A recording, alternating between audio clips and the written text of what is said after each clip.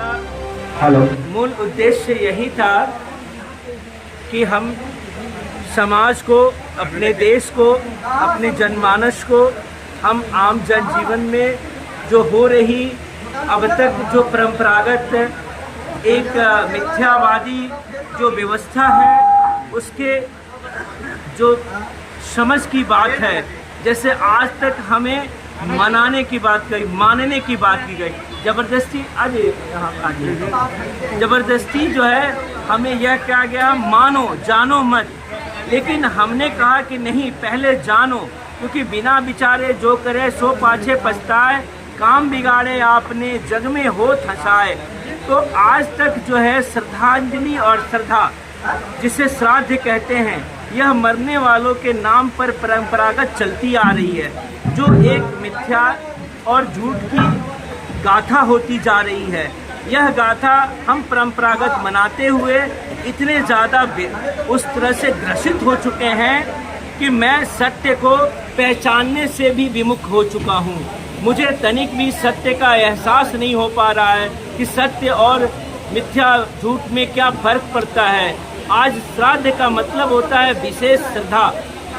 तो श्रद्धा क्या, जब हमारा पार्थिव शरीर था, जिस समय प्राण निकल गए थे, उस समय भी हम उस शरीर को एक बूंद पानी, एक खुराक दवा या एक दाना अनाज का भी टुकड़ा उसे नहीं व्यक्त कर पाए, नहीं दे पाए। तो आज आप समझो कि अब जब वह पार्थिव शरीर भी समाप्त हो गया, अब वह पंच तत्वों में विलीन हो गया, उसे जला दफना या पानी में प्रह या किसी भी माध्यम से उसे डिस्ट्रक्ट कर दिया गया, और वैसी परिस्थिति में उसके जीवन में अब श्रद्धा व्यक्त करना, यह कितनी मिथ्यात्मक बातें हैं। मैं इसी को समाज को बताने के लिए यह प्रेस कॉन्फ्रेंस रखा हूँ कि जब भी श्रद्धा किसी के प्रति व्यक्त होती है तो वह श्रद्धा जीते जिंदगी हो सकती है, क्योंकि जब जीव ही समाप्त है तो कुछ नहीं। हमारे साहब कहते हैं कि जीव बिना नहीं आत्मा, जीव बिना नहीं ब्रह्म, जीव बिना शिवो नहीं, जीव बिना सब ब्रह्म, जीव के बिना सब ब्रह्म है, जीव जमा एक साँच है भाई, और सब सिद्धांत सब खर्च ठहराई।